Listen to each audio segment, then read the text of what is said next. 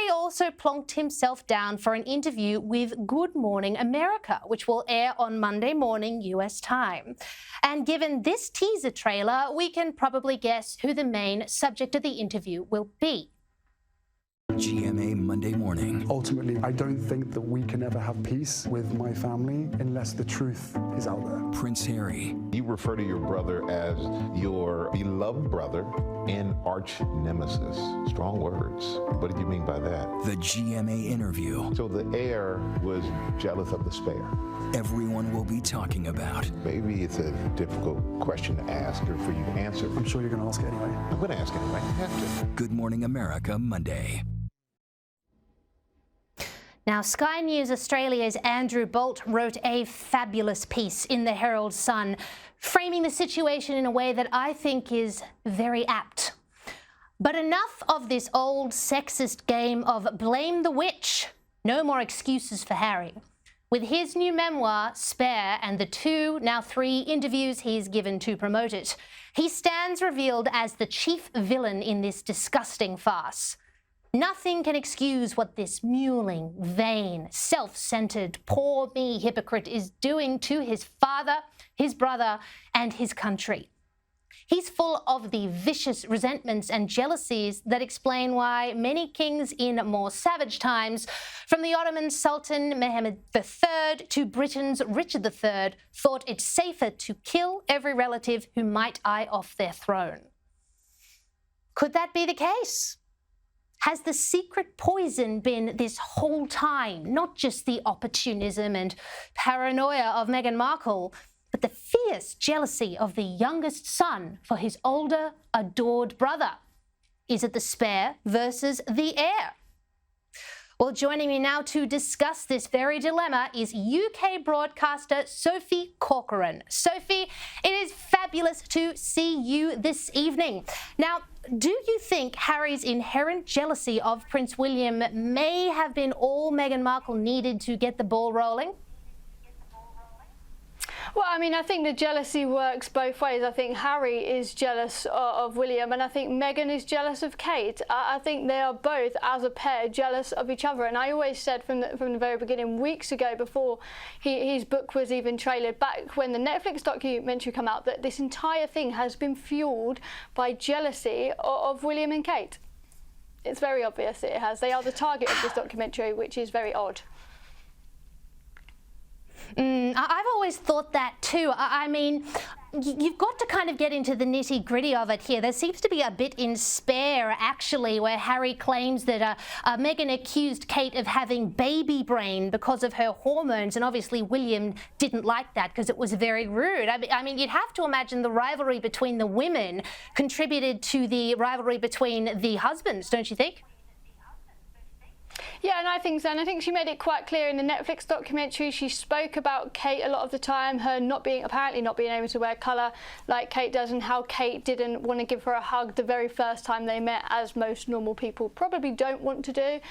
So a lot of where Meghan was focused on the Netflix documentary was focused on Kate, and a lot of Harry's book obviously has been focused on William. We've got, you know, the whole dog bowl necklace scenario going on. It's all a bit weird, and the fact that he got shouted at. So that's a bit strange. What do you think about that dog bowl necklace story, Sophie? I'm curious to get your expert take on this. I mentioned it with Lisa, but look, it just seems to me like it's going to be one of his harebrained claims that he throws out there but just never backs up. Yeah, I think there's a lot of that. This entire book has been a complete and utter PR disaster for both Meghan and Harry, as was the Netflix documentary. But what he says that struck me the most is that the first person he called was his therapist. And it's like, well, okay, if he has a therapist on speed dial, why couldn't he then do it for Meghan? Because when you go back to the Oprah interview, he basically said that he couldn't get Meghan any help for her mental health when she was having suicidal feelings. Well, all of a sudden, he's got this therapist on speed dial that the second he has a row with his brother, the very first person that he calls isn't the king, isn't his wife, isn't whatever, it's his therapist. Well, you Yes, exactly. And look, what I took from that Oprah interview regarding Meghan's mental health, she seemed incensed that no one would put her in rehab. She never talked about wanting a singular therapist. Is that her Hollywood brain working? She thinks that if she's not put in rehab, she's not being given therapy? Yeah, indeed. And I really don't think that that's going to be the case. I mean, these guys are extremely privileged and they have the access to pretty much everything they want. So a lot of this Meghan didn't get. I don't really tend to believe, and I don't think she would have got any more back in her life in Hollywood. But I think this sums up the entire stupidity of everything that Meghan and Harry are doing, because the reality is we've got the British people back at home. We've got a general strike at the minute. Pretty much everybody's on a strike. I mean, the trains were on strike to me to get here this morning, and you know, we've got the cost of living crisis is tearing Britain apart. I mean, our gas bills have just gone up an enormous amount. People are torn between heating and eating. We're having a little bit of a disaster back here at home, and here we have some of the most privileged people in the entire world who have got everything they want coming here and telling us how bad their life is. I just don't understand. I don't understand why the British taxpayer would pay for Meghan and Harry's books and their memoirs, when it basically says that we, the taxpayer, have funded these guys' lives of privilege. They would not have the lives of privilege they would have without the British taxpayer. That is just the reality. So for them to go out there and make millions of pounds by saying that they have been oppressed by us, somehow been oppressed by us, while we are going out to work every day and our tax money is being taken away to fund his life of privilege, is a complete utter disgrace, and it's an insult to the British people. And I think this entire thing, the real victims aren't Meghan and Harry. They're not the real victims. They're not oppressed in any way. She's a millionaire duchess, for God's sake. She's not oppressed. The real victims of this are firstly William and Kate, who are now getting a whole load of nonsense in the press that they know full well William can't answer back to. It's the rest of the royal family who have had to go along with this nonsense for far too long. But ultimately, it's the British people and our country who they are embarrassing on the world stage. I mean, Harry was a member of our armed forces, and yet here we go, and he's crying that he's got to go to his therapist because his brother pushed him over.